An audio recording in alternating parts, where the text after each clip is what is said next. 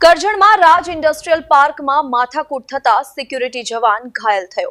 ચૈત્રી નવરાત્રી દરમિયાન પાવાગઢ ખાતે સર્જાયેલી પાણીની ગંભીર સમસ્યાને કારણે બંધ કરાયેલ અન્નક્ષેત્ર ફરી શરૂ કરવામાં આવ્યું છે, જેના કારણે ભક્તોમાં આનંદનો માહોલ જોવા મળી રહ્યો છે।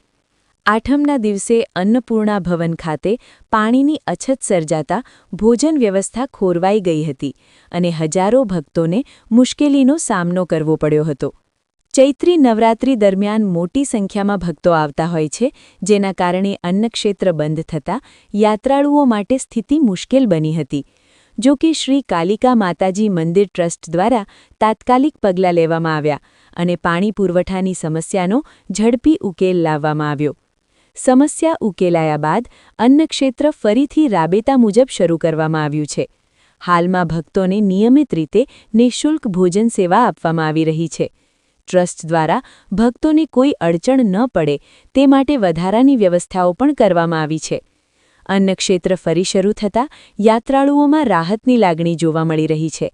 ચૈત્રી નવરાત્રી દરમિયાન ભક્તોને સુવિધાજનક દર્શન અને ભોજન મળી રહે તે માટે તંત્ર અને ટ્રસ્ટ દ્વારા સતત આયોજન કરવામાં આવી રહ્યું છે।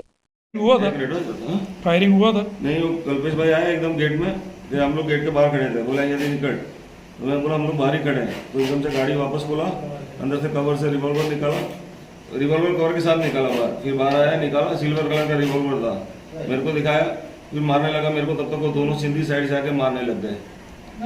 उसके बाद वो फायरिंग नहीं किया, लेकिन दिखाया था मेरे को, जान से मारने की कोशिश किया था। तो उसके आदमी लोग आए थे, दोनों मेरे को मारने लगे। वो अपना दारिया लेके आया था, एक सिंधी गोल गोल बाल वाला, शक्ल देख के पहचान लूंगा, दूसरा एक पतला सिंधी डंडा लेके आया। कौन कौन आया था? कल्पेश भाई थे, कल्पेश डांगर, उनका भाई राजेश डांगर और दो सिंधी और एक वो बरवाड़ जैसा कोई इलेक्ट्रिक व्हीकल लेके आया था। बरवाड़े के मालूम नहीं कौन है, उसका नाम नहीं मालूम, उसे गाड़ी देखा व्हाइट कलर का इलेक्ट्रिक व्हीकल लेके आया था महिंद्रा का। क्या नाम आपका? सानू राजेंद्रन पिल्ले।